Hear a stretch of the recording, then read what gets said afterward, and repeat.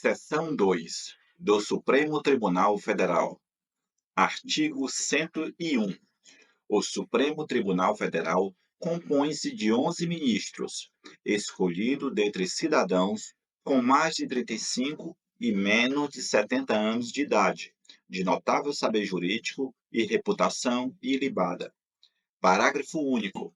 Os ministros do Supremo Tribunal Federal serão nomeados pelo Presidente da República, depois de aprovada a escolha pela maioria absoluta do Senado Federal. Artigo 102.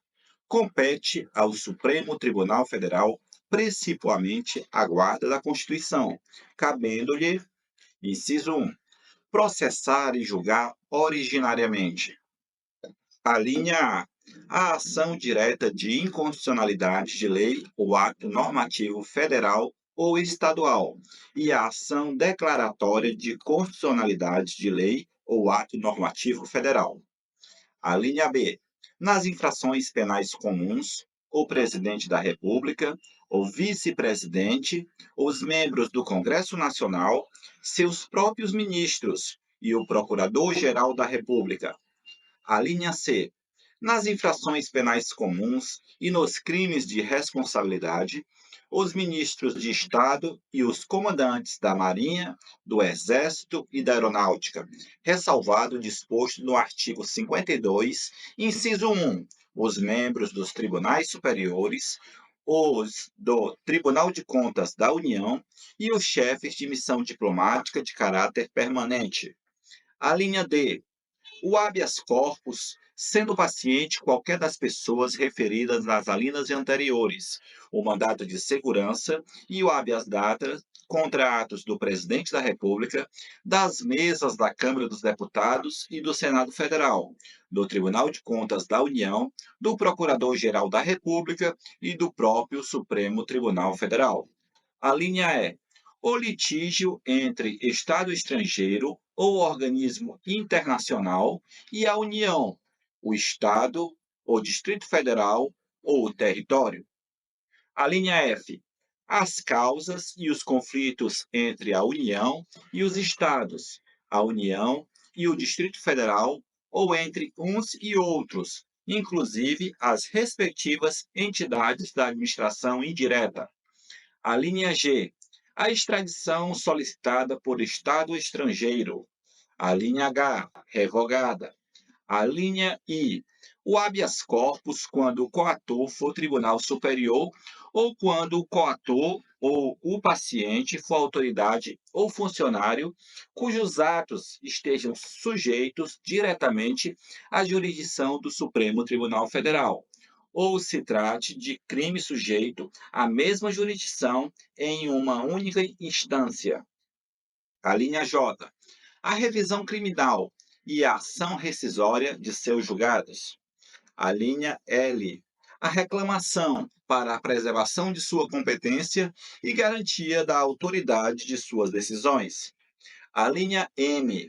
A execução de sentença nas causas de sua competência originária, facultada a delegação de atribuições para a prática de atos processuais.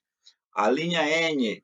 A ação em que todos os membros da magistratura sejam direta ou indiretamente interessados, aquela em que mais da metade dos membros do tribunal de origem estejam impedidos, ou seja, direta ou indiretamente interessados. A linha O. Os conflitos de competência entre o Superior Tribunal de Justiça e quaisquer tribunais, entre tribunais superiores ou entre estes e qualquer outro tribunal. A linha P. O pedido de medida cautelar das ações diretas de inconstitucionalidade. A linha Q. O mandato de injunção quando a elaboração da norma regulamentadora for atribuição do Presidente da República, do Congresso Nacional, da Câmara dos Deputados, do Senado Federal, das mesas de uma das casas legislativas, do Tribunal de Contas da União, de um dos tribunais superiores ou do próprio Supremo Tribunal Federal. A linha R. as ações contra o Conselho Nacional de Justiça e contra o Conselho Nacional do Ministério Público. Inciso 2. Julgar em recurso ordinário. A linha A, o habeas corpus, mandato de segurança, o habeas data e o mandato de injunção decididos em única instância pelos tribunais superiores, se denegatória a decisão. A linha B, o crime político. Inciso 3. Julgar mediante recurso extraordinário as causas decididas em única ou última instância, quando a decisão recorrida. A linha A. Contrariar dispositivo desta Constituição. A linha B. Declarar a inconstitucionalidade de tratado ou lei federal. A linha C. Julgar válida lei ou ato de governo local contestado em face desta Constituição. A linha D. Julgar válida lei local contestada em face de lei federal. Parágrafo 1º. A arguição de descumprimento de preceito fundamental decorrente desta Constituição será apreciada pelo Supremo Tribunal Federal na forma da lei. Parágrafo 2º. As decisões definitivas de mérito proferidas pelo Supremo Tribunal Federal nas ações diretas de inconstitucionalidade e nas ações declaratórias de constitucionalidade produzirão eficácia contra todos e efeitos vinculantes relativamente aos demais órgãos do Poder Judiciário e à administração pública, direta e indireta, nas esferas federal, estadual e municipal. Parágrafo 3º. No recurso extraordinário, o recorrente deverá demonstrar a repercussão geral das questões constitucionais discutidas no caso, nos termos da lei, a fim de que o tribunal examine a admissão do recurso, somente podendo recusá-lo pela manifestação de 2/3 de seus membros. Artigo 103. Podem propor a ação direta de inconstitucionalidade e a ação declaratória de constitucionalidade. Inciso 1. O Presidente da República. Inciso 2. A Mesa do Senado Federal. Inciso 3. A Mesa da Câmara dos Deputados. Inciso 4. A Mesa de Assembleia Legislativa ou da Câmara Legislativa do Distrito Federal. Inciso 5. O governador de Estado ou do Distrito Federal. Inciso 6. O Procurador-Geral da República. Inciso 7. O Conselho Federal da Ordem dos Advogados do Brasil. Inciso 8. Partido político com representação no Congresso Nacional. Inciso 9. Confederação sindical ou entidade de classe de âmbito nacional. Parágrafo 1º. O Procurador-Geral da República deverá ser previamente ouvido nas ações de inconstitucionalidade e em todos os processos de competência do Supremo Tribunal Federal. Parágrafo 2º. Declarada a inconstitucionalidade por omissão de medida para tornar efetiva norma constitucional, será dada ciência ao poder competente para a adoção das providências necessárias, e em se tratando de órgão administrativo, para fazê-lo em 30 dias. Parágrafo 3º. Quando o Supremo Tribunal Federal apreciar a inconstitucionalidade em tese de norma legal ou ato normativo, citará previamente o advogado-geral da União, que defenderá o ato ou texto impugnado.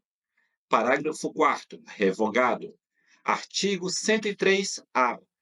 O Supremo Tribunal Federal poderá, de ofício ou por provocação, mediante decisão de 2/3 dos seus membros, após reiteradas decisões sobre matéria constitucional, aprovar súmula que, a partir de sua publicação na imprensa oficial, terá efeito vinculante em relação aos demais órgãos do Poder Judiciário e à administração pública, direta e indireta, nas esferas federal, estadual e municipal, bem como proceder à sua revisão ou cancelamento na forma estabelecida em lei. Parágrafo 1º. A súmula terá por objetivo a validade, a interpretação e a eficácia das normas determinadas, acerca das quais haja controvérsia atual entre órgãos judiciários ou entre esses e a administração pública, que acarrete grave insegurança jurídica e relevante multiplicação de processos sobre questão idêntica. Parágrafo 2º. Sem prejuízo do que vier a ser estabelecido em lei, a aprovação, revisão ou cancelamento de súmula poderá ser provocada por aqueles que podem propor a ação direta de inconstitucionalidade. Parágrafo 3º.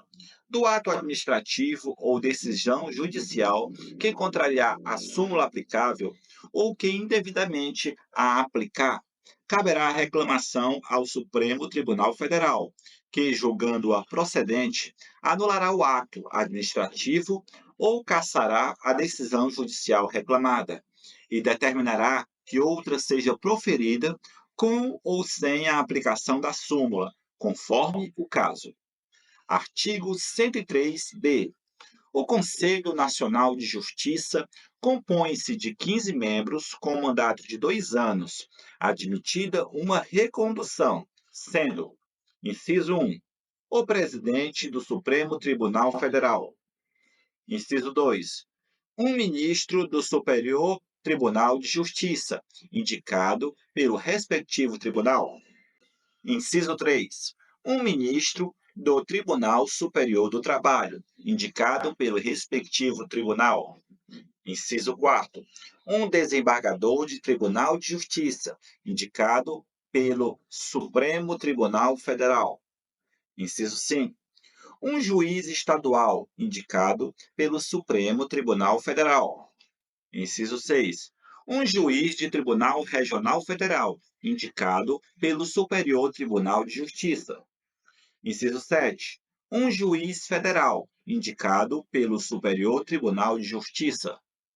inciso 8, um juiz de Tribunal Regional do Trabalho, indicado pelo Tribunal Superior do Trabalho; inciso 9, um juiz do trabalho, indicado pelo Tribunal Superior do Trabalho; inciso 10, um membro do Ministério Público da União, indicado pelo Procurador-Geral da República; inciso 11, um membro do Ministério Público Estadual, escolhido pelo Procurador-Geral da República, dentre os nomes indicados pelo órgão competente em cada instituição estadual; inciso 12, 2 advogados, indicado pelo Conselho Federal da Ordem dos Advogados do Brasil; inciso 13, 2 cidadãos de notável saber jurídico e reputação ilibada, indicados um pela Câmara dos Deputados e o outro pelo Senado Federal.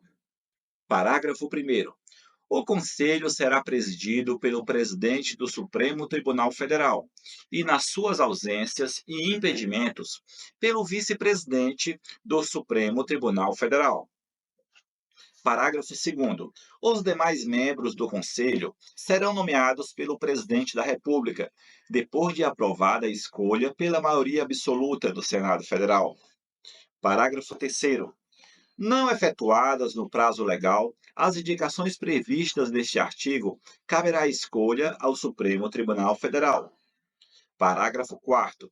Compete ao Conselho o controle da atuação administrativa e financeira do Poder Judiciário e do cumprimento dos deveres funcionais dos juízes, cabendo-lhe, além de outras atribuições que lhe forem conferidas pelo Estatuto da Magistratura.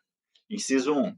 Zelar pela autonomia do Poder Judiciário e pelo cumprimento do Estatuto da Magistratura, podendo expedir atos regulamentares no âmbito de sua competência ou recomendar providências. Inciso 2. Zelar pela observância do artigo 37 e apreciar de ofício ou mediante provocação a legalidade dos atos administrativos praticados por membros ou órgãos do Poder Judiciário, podendo desconstituí-lo, revê-los ou fixar prazo para que se adote as providências necessárias ao exato cumprimento da lei, sem prejuízo da competência do Tribunal de Contas da União. Inciso 3. Receber e conhecer das reclamações contra membros ou órgãos do Poder Judiciário, inclusive contra seus serviços auxiliares, serventias e órgãos prestadores de serviços notariais e de registro que atuem por delegação do poder público ou oficializados, sem prejuízo da competência disciplinar e correicional dos tribunais, podendo avocar processos disciplinares em curso, determinar a remoção ou a disponibilidade e aplicar outras sanções administrativas, assegurada a ampla defesa. Inciso 4. Representar ao Ministério Público, no caso de crime contra a administração pública ou de abuso de autoridade. Inciso 5. Rever de ofício ou mediante provocação os processos disciplinares de juízes e membros de tribunais julgados há menos de um ano. Inciso 6. Elaborar semestralmente relatório estatístico sobre processos e sentenças prolatadas por unidade da Federação nos diferentes órgãos do Poder Judiciário. Inciso 7. Elaborar relatório anual, propondo as providências que julgar necessárias sobre a situação do Poder Judiciário no país e as atividades do Conselho, o qual deve integrar a mensagem do presidente do Supremo Tribunal Federal a ser remetida ao Congresso Nacional, por ocasião da abertura da sessão legislativa. Parágrafo 5º. O ministro do Superior Tribunal de Justiça exercerá a função de ministro corregedor e ficará excluído da distribuição de processos no tribunal, competindo-lhe, além das atribuições que lhe forem conferidas pelo Estatuto da Magistratura, as seguintes. Inciso 1. Receber as reclamações e denúncias de qualquer interessado relativas aos magistrados e aos serviços judiciários. Inciso 2. Exercer funções executivas do Conselho e de inspeção e de correição geral. Inciso 3. Requisitar e designar magistrados, delegando-lhes atribuições e requisitar servidores de juízos ou tribunais, inclusive nos estados, Distrito Federal e territórios. Parágrafo 6º. Junto ao Conselho, oficiarão o Procurador-Geral da República e o presidente do Conselho Federal da Ordem dos Advogados do Brasil. Parágrafo 7º. A União, inclusive no Distrito Federal e nos territórios, criará ouvidorias de justiça, competentes para receber reclamações, denúncias de qualquer interessado contra membro ou órgãos do Poder Judiciário ou contra seus serviços auxiliares, representando diretamente ao Conselho Nacional de Justiça.